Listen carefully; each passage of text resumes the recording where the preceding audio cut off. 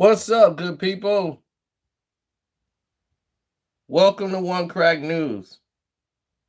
And yet again, as I've told you, the black population loss in the city of Chicago is still going on. And they want to connect it to violence. You see this? See how they showing you all this visual, but it has nothing to do with violence for the black population loss in Chicago. You might ask yourself, well, what does it have to do with? From UIC found some answers though, and joining us this morning is Stacy Sutton, an assistant professor of urban planning and policy at UIC. Thanks for coming in this morning. Thank you. So this has been something that's been happening over the past 30 years or so. At least. And there are multiple reasons that you guys found. It wasn't just because of the violence piece. Absolutely. Tell us about what you found. Yeah, I think the dominant narrative is violence, but I think the way we're thinking about it is it's really structural violence.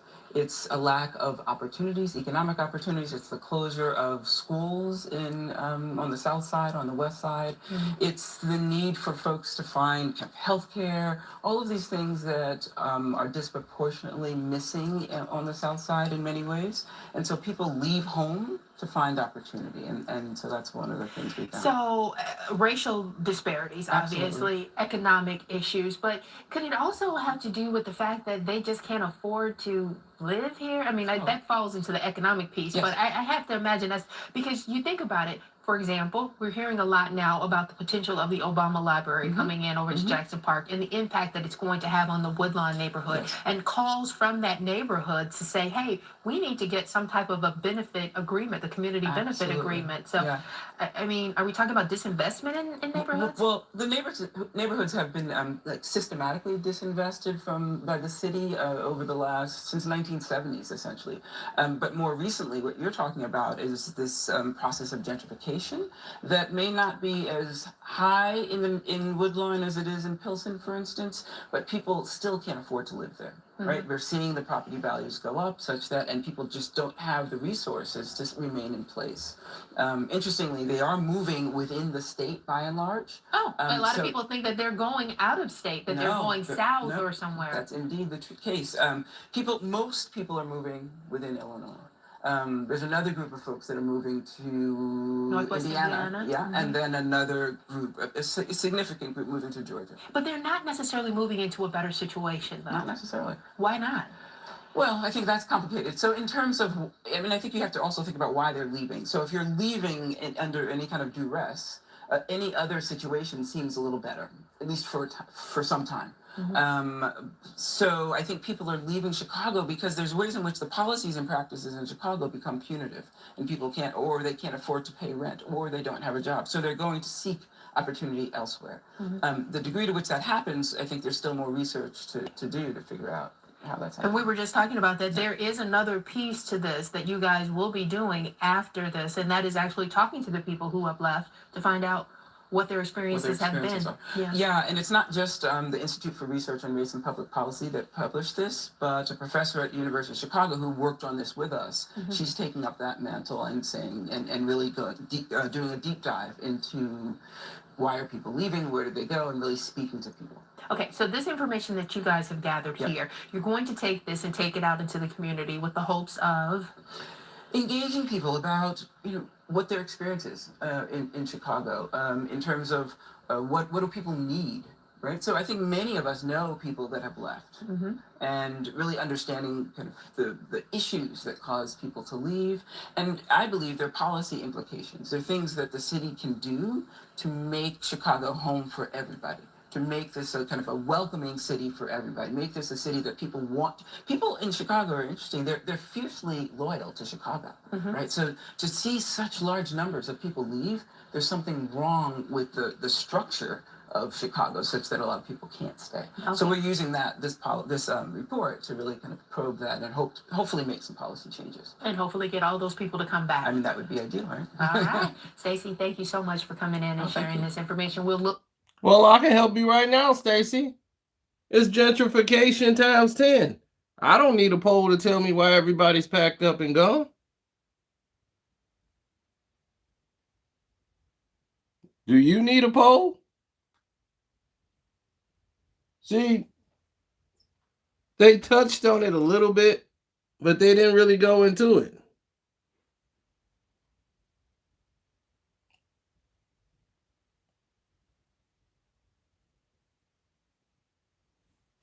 Like I said, they touched on it a little bit, but they didn't go into it.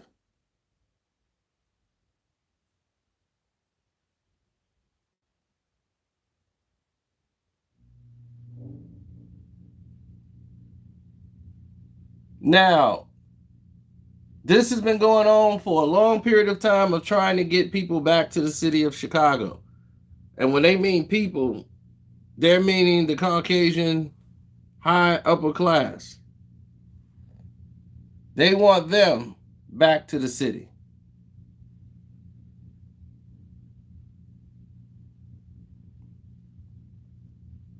Richard Daley, Mayor Daley started this plan and put it in motion years ago. And his plan, Richard Daley Jr., was to invest a lot of the city's money. The city is broke, y'all.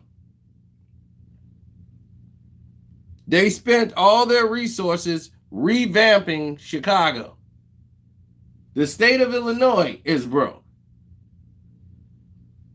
They have no budget money, none. That's why they legalized marijuana.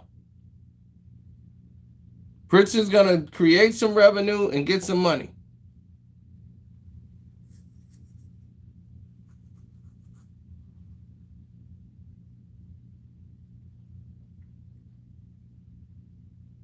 A lot of cities are broke.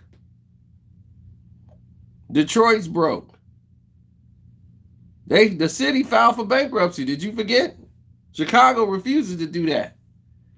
See, let me tell you what they did. They blew all their money, putting it in downtown, trying to get the Olympics to come to Chicago.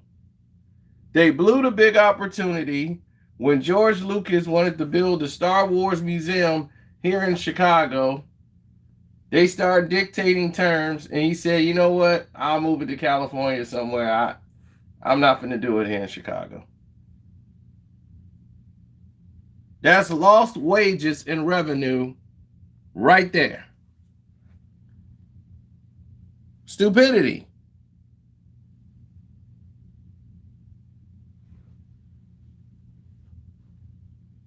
Stupidity.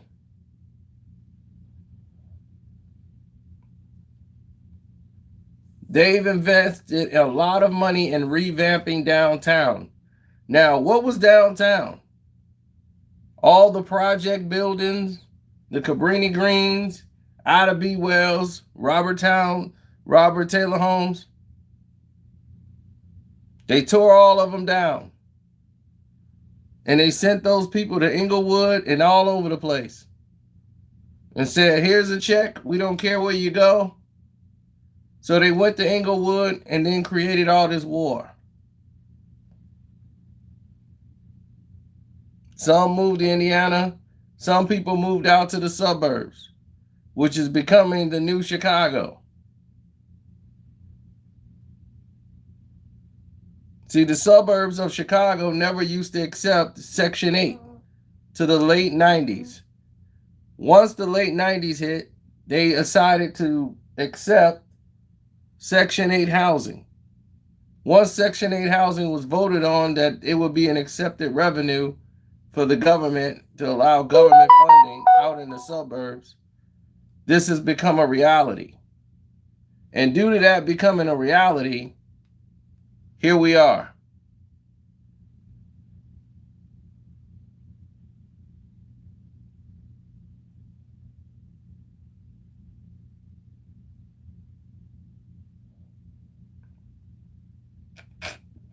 Now, what was talked about for a little bit, it was kind of like glanced over. I'm going to get into it right now. Was the fact that they talk about, the Obama Museum. The Obama Museum that they're finna build is going to be near where he lived in Hyde Park. And they're moving out the brothers, raising the rent, high property value, gentrification, raising the rent up where you can't afford to live where you used to live. Same thing happened in New York, Brownsville area, once they brought in the Barclay.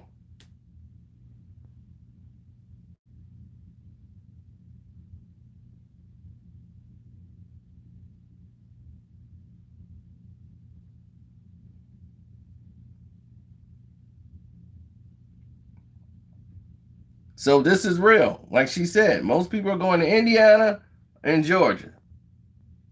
But Chicago is under 1 million in population for blacks for the first time since the 80s.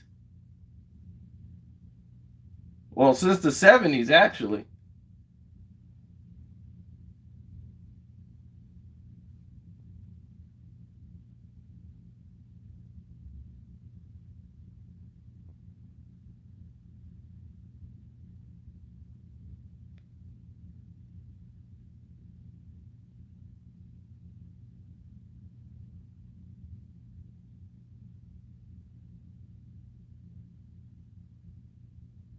Indiana was already a dump site. What are you talking about?